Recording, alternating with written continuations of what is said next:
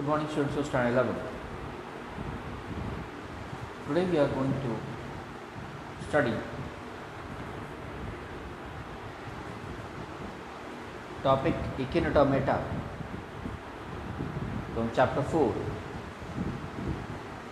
Animal Kingdom.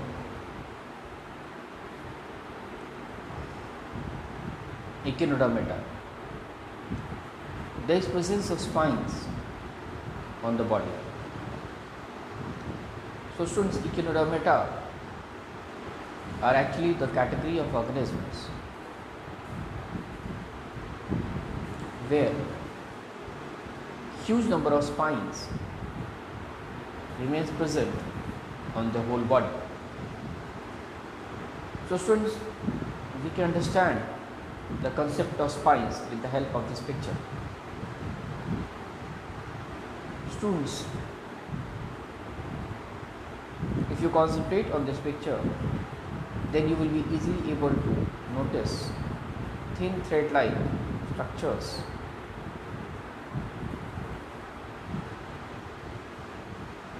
which originates from the general body surface of the Echinodermata.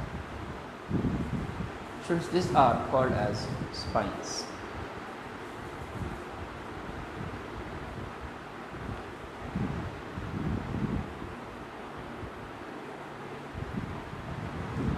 They are mostly aquatic.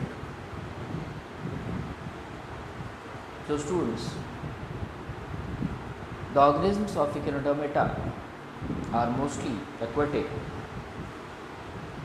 That is, they are found inside the water.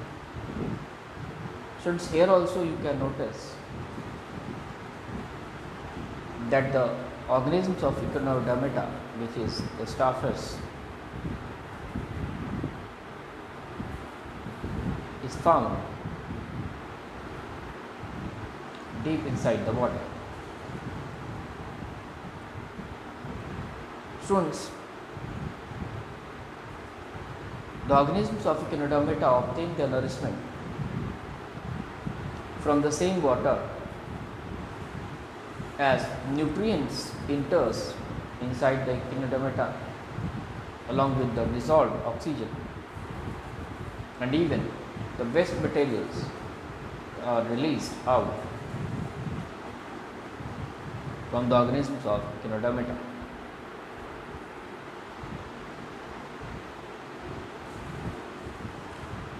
Tube feet remains present, which is the site of respiration. So students, tube feet is the most important part of the starfish, which remains present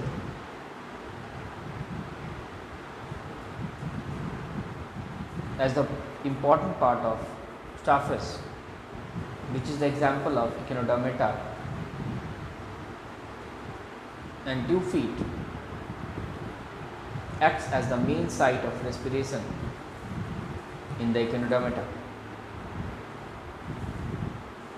So students,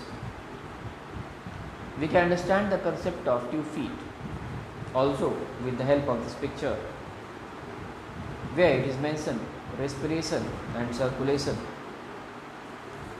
So students, respiration and circulation takes place with the help of tube feet. So students, thin walled tissues of the tube feet are the main site where the respiration process takes place. So students, we can say that it is the tube feet which plays important role in respiration.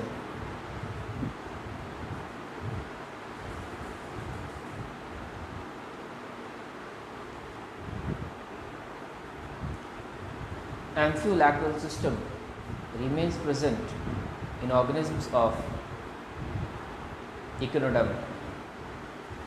So students, amphiolateral system is found in the organisms of Echinodermata.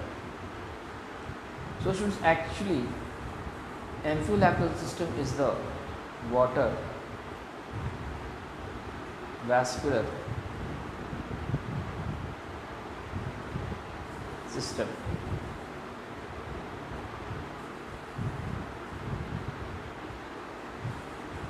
So students, water vascular system actually is the process in which water flows within the organism and is responsible for the exchange of gases as well as transportation of nutrients. So students, we can understand the amphiboliacal system, which is also called as water vascular system, with the help of this picture. Students, here we can notice that there are arrangement of thin thread like projections within the organisms of Echinodermata. Students, within these projections, water continues to flow and carries a nourishment which is obtained from the water in the form of dissolved oxygen and minerals. And the water which is flowing inside the tube feet allows the circulation of the oxygen and the nutrients throughout the whole body of Echinodermata. So students, we can say that amphiboliacal system plays an important role not only in the exchange of gases in the organisms of Echinodermata, but also in the transportation of nutrients. Students, here we can find the ampulla, digestive glands, central disc, stomach, spines, gills, nadiporides, gonads,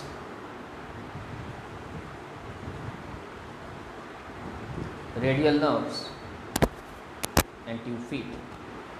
So students, here this particular part of the stapes is called as the tube feet. Sexes are separate. Students,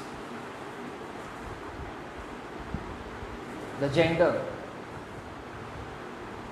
in the Echinodermata group are separate, that is, here male and female are found separately. So students, here you can notice the male and the female organisms of the Echinodermata.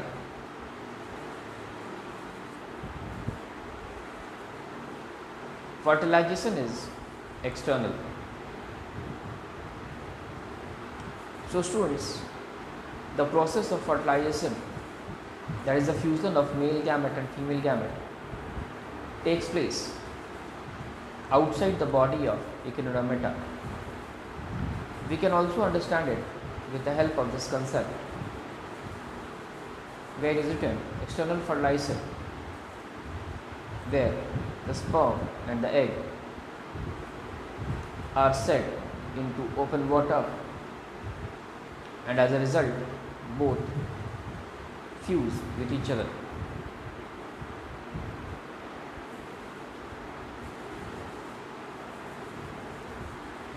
Students, now let's discuss important question. Why is Echinodermata most advanced invertebrate? It is the presence of amphibolateral system which makes it most advanced invertebrate. Thank you, students.